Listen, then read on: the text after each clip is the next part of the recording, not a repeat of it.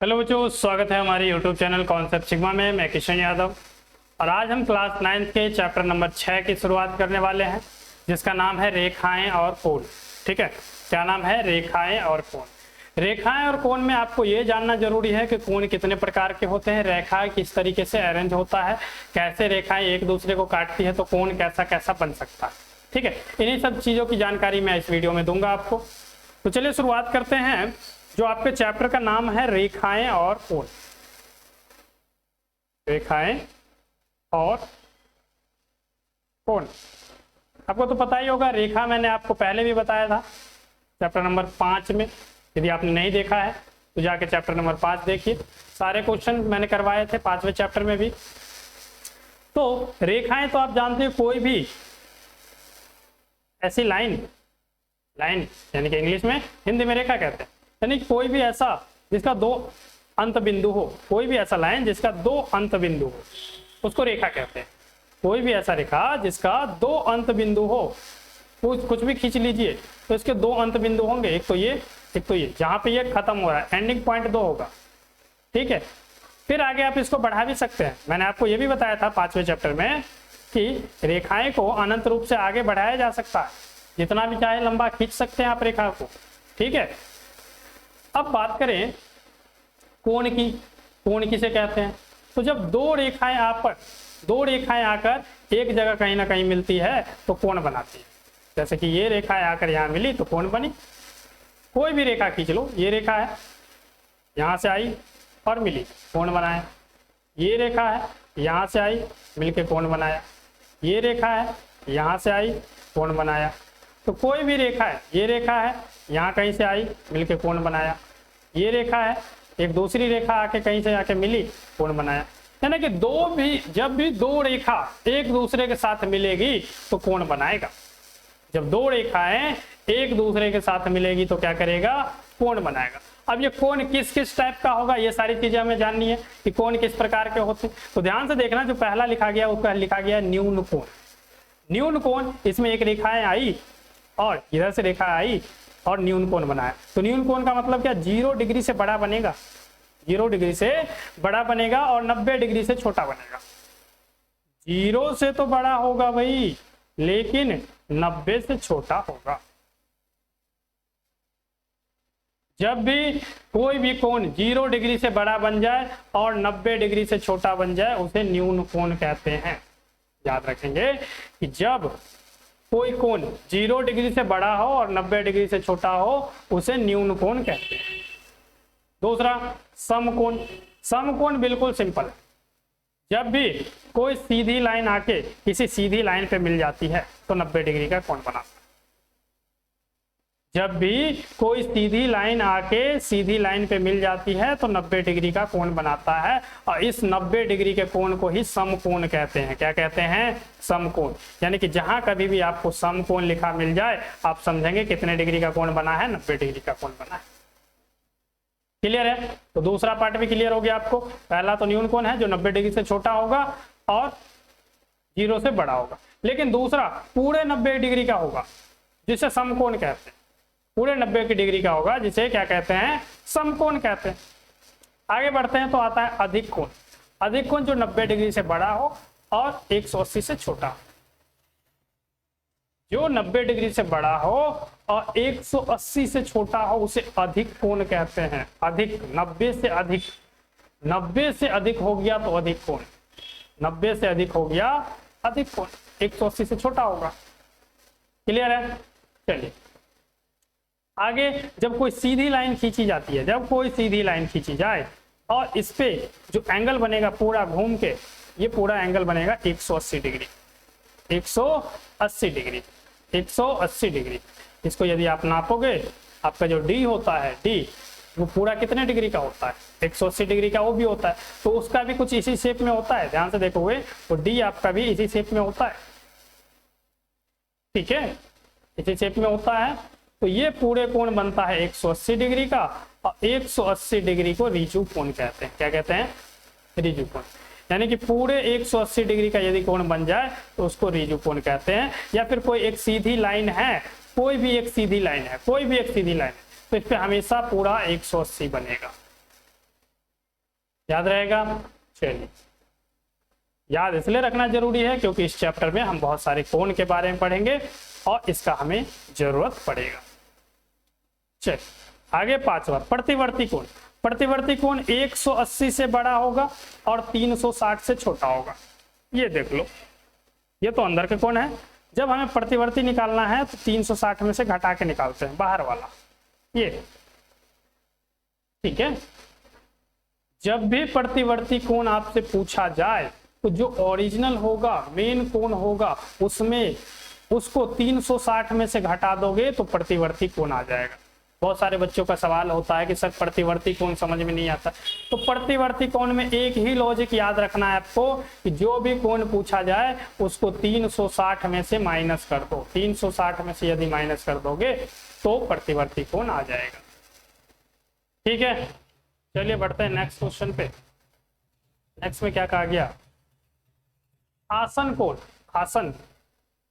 आसन कोण ऐसा कोण होता है जो दो कोण एक साथ जुड़े होते हैं पर दोनों बराबर नहीं होते। जैसे देखो, ये कोण अलग होगा और ये कोण अलग होगा, इसे आसन कोण कहते हैं। लेकिन जो इसके द्वारा खींची गई लाइन है ये सीधी नहीं होगी, ये अलग अलग हो सकती। ठीक, यानी कि दो कोण जब एक साथ बनते हैं, एक दूसरे से जुड़े हुए रहते हैं, जब दो कोण एक दूसरे से जुड़े हुए रहते हैं उस कोण को आसन कोण कहते हैं। समझ में आया। चलिए बढ़ते हैं नेक्स्ट पे। कोणों का रैखिक योग, यानी कि रेखिक का मतलब यह है कि एक सीधी लाइन होगी और उस पर बहुत सारे कोण बनेंगे या दो से अधिक कोण बनेंगे। बहुत सारे कहने का मतलब यह है कि दो या दो से अधिक। यदि एक ही कोण बना तो वही सीधा रेखा है, इस पे एक कोण 180 का बन गया। जब दो या दो से अधिक बनेगा तभी तो युग्म कहलाएगा। युग्म का मतलब होता है जोड़ा, ठीक है, या फिर उससे ज्यादा। तो ध्यान देना कि कोणों का रैखिक युग्म का मतलब है कि एक सीधी रेखा होगी, उस पे दो या दो से अधिक कोण होंगे तो उसको हम रैखिक युग्म कहेंगे। कभी कभी 3 कोण भी मिलेगा आपके, कभी कभी 4 कोण भी मिलेगा, कभी 5 कोण भी मिलेगा, कभी 6 कोण भी मिलेगा। तो इन सारे को जोड़ने पे 180 डिग्री ही आंसर आएगा, क्योंकि हमने पढ़ा है कि एक सीधी लाइन हो, जब भी एक सीधी लाइन हो तो पूरा कोण 180 का ही बनता है। कितने का बनता है, 180 का। अब इसमें कितने भी लाइन आके क्यों ना आ जाए, कितने भी कोण में क्यों ना बांट दो, लेकिन टोटल तो 180 ही है। ठीक है, टोटल कितना होगा, 180। तो रैखिक युग्म का योग जो होगा वो 180 होगा। यदि मैं इसको a मान लूं, इसको b मान लूं, तो मैं कहूंगा a + b बराबर 180 डिग्री। दोनों को जोड़ने पे कितना आएगा, 180 डिग्री। समझ में आया। रैखिक युग्म में ये दो कोण बन रहे हैं, यहाँ से यहाँ तक b बन रहा है और यहाँ से यहाँ तक a बन रहा है, तो दोनों को जोड़ने पे 180 डिग्री आएगा। क्लियर है। चलिए बढ़ते हैं नेक्स्ट क्वेश्चन। शीर्षाभिमुख कोण। शीर्षाभिमुख कोण ऐसा कोण है जब दो लाइन एक दूसरे को काटती है। जब दो लाइन एक दूसरे को काटती है तो 4 कोण बनते हैं। कितने कोण बने भाई, 1 2 3 4। जब दो लाइन एक दूसरे को काटे तो कितने कोण बनेंगे, 1 2 3 4। इसमें आमने सामने वाला कोण बराबर, ये कोण इसके बराबर, ये कोण इसके बराबर और ये कोण इसके बराबर। ठीक है, ये कोण इसके बराबर और ये कोण इसके बराबर। तो इसी आमने सामने कोण को शीर्षाभिमुख कोण कहते हैं। शीर्षाभिमुख कोण कहते हैं। यदि मैं मान लूं कि इस कोण का नाम A है और इस कोण का नाम B है तो हम कहेंगे A बराबर B है। यदि इसका नाम मान ले C है और इसका नाम मान ले D है तो इसको हम कहेंगे C बराबर होगा D के। और जिस तरीके से आपके इस फिगर में नाम लिखा गया है तो इसमें कोण को समझना आपको जरूरी है कि बीच वाला कोण होता है। बीच वाला कोण को यदि हम नाम दिया जाए तो AOC, ये कोण बना AOC, यानी कि AOC बराबर होगा DOB के। DOB के किस कोण के, तो DOB ऐसे लिखेंगे। यदि इसको देखा जाए तो BOC, ध्यान से देखना, BOC और AOD, ये वाला कौन, AOD से ये वाला बना और BOC से ये वाला बना, यानी कि AOD बराबर होगा BOC के। क्यों?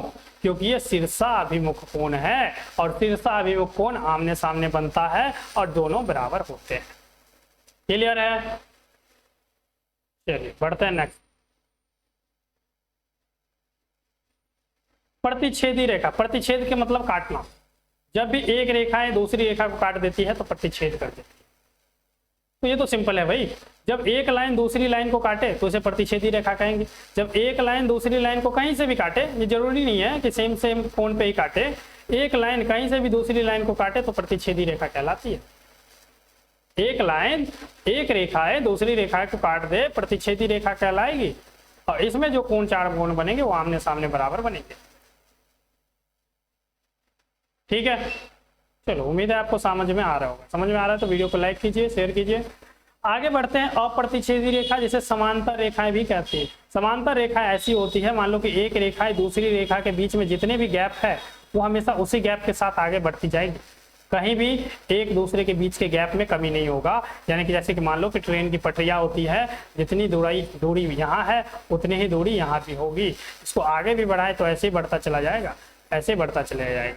ठीक है, समांतर रेखाओं को कभी कितना भी आगे बढ़ाओ ये कभी मिलेगा नहीं, जितना भी आगे बढ़ाओ ये कभी एक दूसरे से मिलेगा नहीं। कितना भी आगे बढ़ाओ समांतर रेखा को ये एक दूसरे से नहीं मिलेगा। ठीक है, उम्मीद है आपको समझ में आ रहा होगा। चलिए, तो समांतर रेखाएं ऐसी ही रेखाएं होती है जो उसको कितना भी आगे तक बढ़ाया जाए वो एक दूसरे को कभी नहीं काटेगी। अब यहाँ PQRS के समांतर है तो इसको लिखते क्या है, PQ समांतर RS, ऐसे लिखते हैं PQ समांतर RS। समझ में आ रहा है? PQ समांतर RS क्वेश्चन में करवाऊंगा मैं आपको। तो आगे बढ़ते हैं। ये समांतर रेखा है, अप्रतिच्छेदी रेखा और प्रतिच्छेदी रेखा आपको समझ में आ गया। बढ़ते हैं आगे। कोणों का रैखिक युग्म, ये तो मैंने आपको पहले ही बता दिया था। कोणों का रैखिक युग्म क्या होता है कि जब भी कोई एक सीधी लाइन होती है और इस पे कोई भी दो या दो से अधिक एंगल बनता है उसको रैखिक युग्म कहते हैं। ये दोनों कहलाएंगे रैखिक, और ये पूरा 180 डिग्री का बनता है। ठीक है, ये तो बता ही चुका था। आगे बढ़ते हैं। ये आसन कोण के कुछ अलग अलग माप है।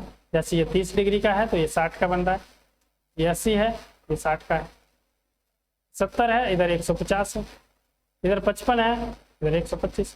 आसन कोण मैंने आपको बताया, आसन कोण वो कोण है जो एक दूसरे से जुड़े हो, एक दूसरे से जुड़े हो, इसे आसन कोण कहते हैं। और इसका माप अलग अलग हो सकता है। मैंने क्या बताया आपको, इसका माप अलग अलग हो सकता है। ठीक है, समझ में आया? तो आसन कोण के कई सारे रूप आपने देख लिए, जहां पे एक 60 डिग्री है, दूसरा 30, एक 60 है तो दूसरा 80, एक 125 है, दूसरा 55, एक 150 है, दूसरा 70, और भी अलग अलग रूप इसके हो सकते हैं। तो उम्मीद है जितना मैंने आपको आज पढ़ाया वो सारी बातें समझ में आई होगी। यदि आप चैनल पर नए हैं तो चैनल को सब्सक्राइब जरूर कर लीजिए, क्योंकि इस चैप्टर के एक एक क्वेश्चन में करवाने वाला हूँ। ठीक है, तो बहुत जल्द हम इसके एक्सरसाइज वाले क्वेश्चन के साथ मिलते हैं। तब तक के लिए धन्यवाद।